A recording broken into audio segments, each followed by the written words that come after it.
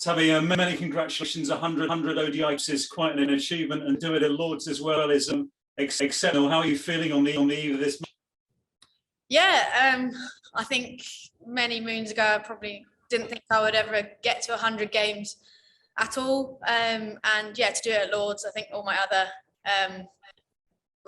significant caps have been abroad, and got quite a few coming tomorrow. So yeah, very excited to have it at Lords.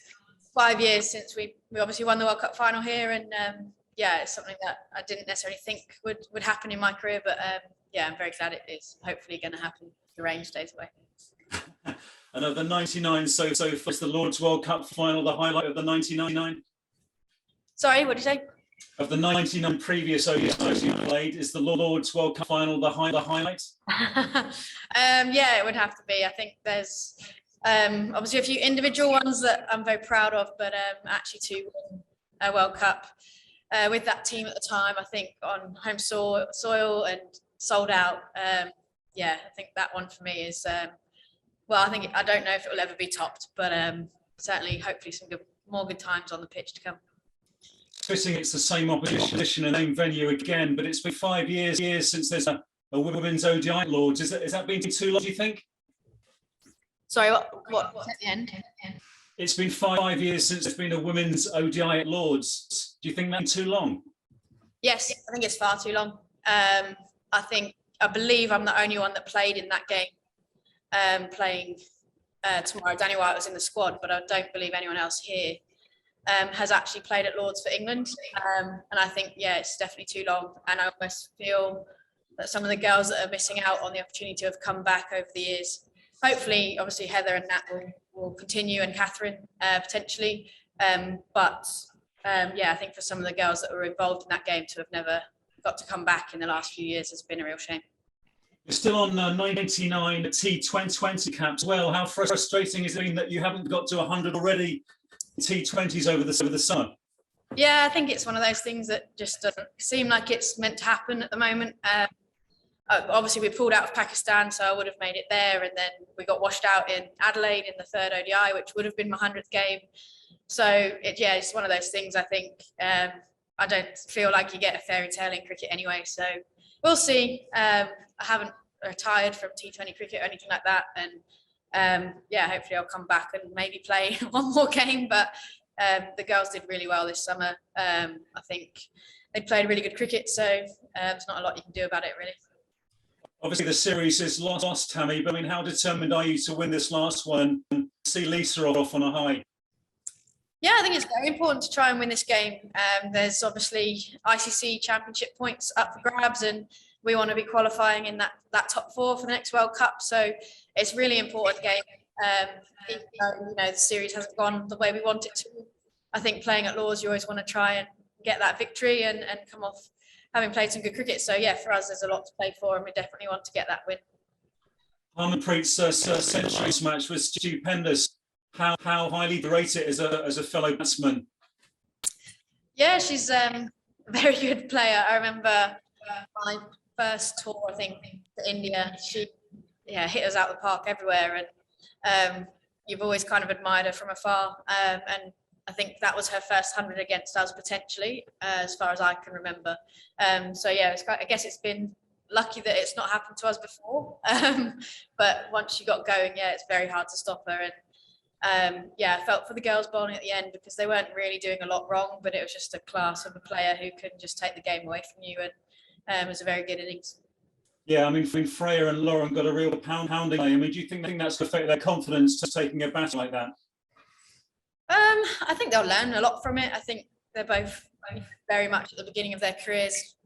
First cap for Freya, and I think only second or third for Belly. So, they're going to learn from that. And I think, they're such talented players that they've probably not experienced that too often. And I just think they'll come back stronger. They're great characters. They definitely want to be involved and be the one to make the difference. So for me, I'm not worried about them at all. I think, they've got such a strong future, and having that exposure, that tough day at the office quite early on, I think will actually only do them good, because I think they'll come back so much better and they'll improve so much so quickly.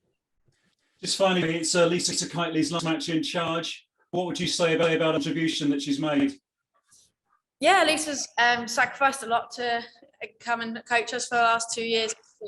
Living in Australia, she's given up a lot, and yeah, she's brought a lot to the role in what she's offered. And I think her legacy will be bringing on these young kids this summer in particular, handing them all their debuts. I don't even know. I feel like we've had a cap every game because of the amount of debuts we've had. But I think getting those young players in early will be her legacy in 5-10 years time when they're winning games and winning World Cups long after the likes of myself and the others have gone. I think that will be her legacy.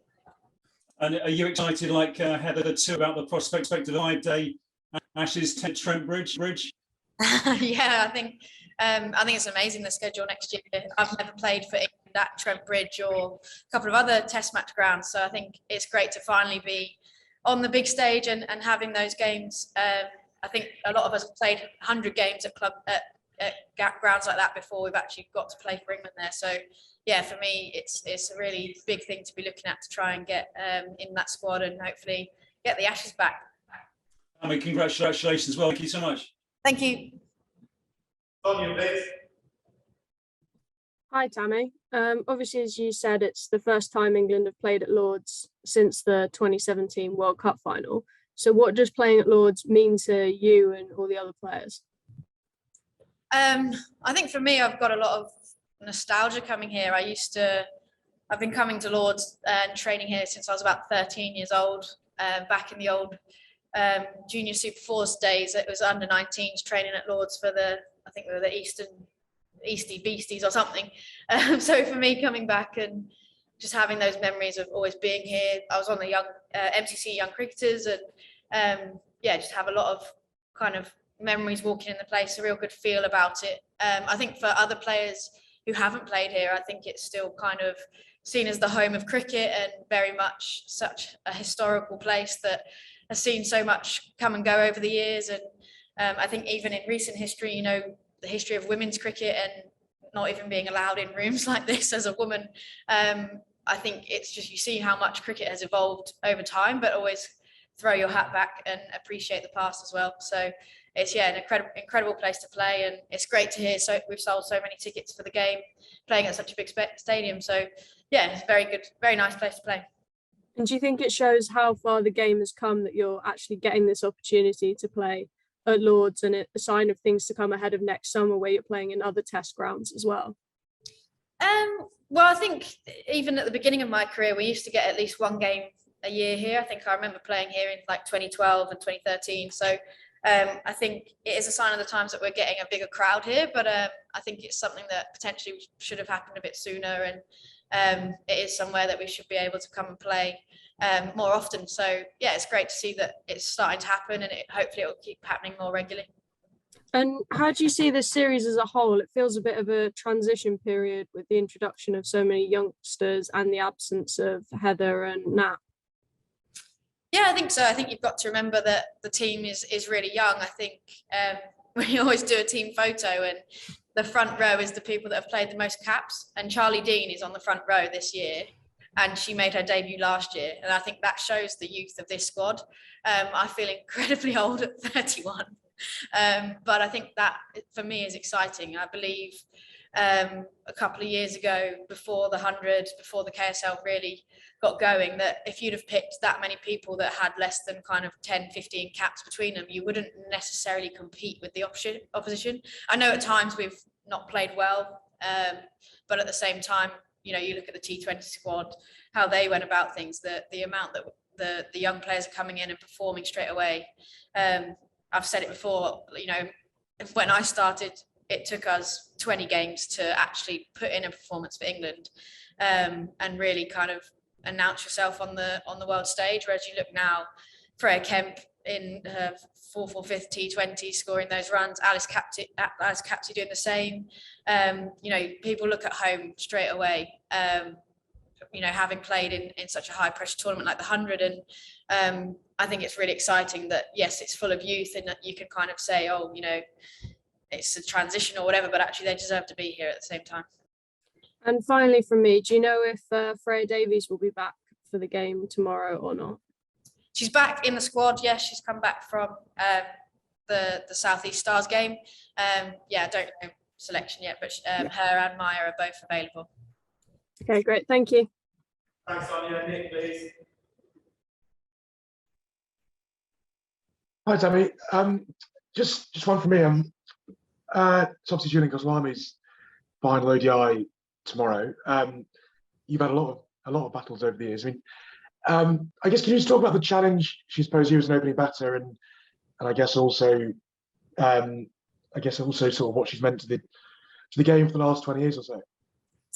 Yeah, I don't know if it's a record, but I reckon she's probably got me out the most times. If 220 odd, however many wickets she's got, I'm probably the most. But no, I think I remember facing her back in 2012 here at Lords actually, and I just think she's always been someone that just almost bowls it on a 2-pence piece on a length, and does it just enough with the seam that you just feel always under pressure to score. And I think, you see throughout the years, no matter what team they've had, she's been the one that when they want a wicket, they go back to her. And you can just see what she means to her team. I think I saw a few people came out after the first ODI and said, everything we do in this series is for Julie D, which obviously is their mark of respect for Julan. And I think it's not just what she does on the pitch. You've come across her over the years, and she's an absolutely lovely human. I think she's just been great for the game, and she'll be a very big loss, but I think it's great that she gets to have a good send-off at Lords, and hopefully something special, but not too special. Thanks, Tony. Valkyrie, please. Hi, Tammy. We're just at the end of a really long year for you guys. I'm just wondering if you can sum it up from a personal point of view, highlights, lowlights, just, from the start of this year to where we are now. Oof. Yeah, it's been a tough year. And I don't think there's probably that many highlights, to be honest. The World Cup was very difficult after a very tough Ashes. I think being part of that test match in Canberra, I think, is a highlight for me. Even though it ended in a draw, I thought it showed that women's test match cricket is very much alive and kicking. And I think when you play a test match, you always kind of doubt whether people will ever want to see another one with women's test cricket. But I think that one in particular, to me, shows that my value in test match cricket is warranted and is worth continuing. I think the ODI series against South Africa was obviously another good one, but other than that, it's been very tough for me, missing out on the T20s and also not performing to the way that I would have wanted for most of the year. But there's a bit of cricket left in the winter, so we'll see. Just as a real quick follow-up on what you said then, how important is it, do you think, for yourself but all of the girls to finish this season on a high, given those disappointments of World Cup, Commonwealth Games, that kind of thing, just as a whole? Yeah, I think it's really important. I think it's always tough to sum up a season, and I think you can kind of leave it on a better taste if you end up with a good performance and a good win, and you almost come away having got something from the series. But we'll see, I guess. Thanks so much. Okay, please. Thanks, Hen. Hi, Tammy. Just a couple of quick questions from me. Congrats on your 100th ODI. It's a fantastic achievement. With Nat and Heather missing from this team, have you taken more of a leadership role? Because I remember in the previous ODI with 5 overs to go, I think you were the person who went up to Amy and told her that Freya had 3 overs to go, so she should be bowling the 46th over. So do you have more of a leadership role within this group? I think even when Heather and Nat are there, I do have a kind of leadership role, having played a lot, and I've known Heather and Nat for many years, played with Heather in particular a lot, so I've always been able to offer my opinion or be a sounding board for whoever's in charge, and hopefully Amy feels the same.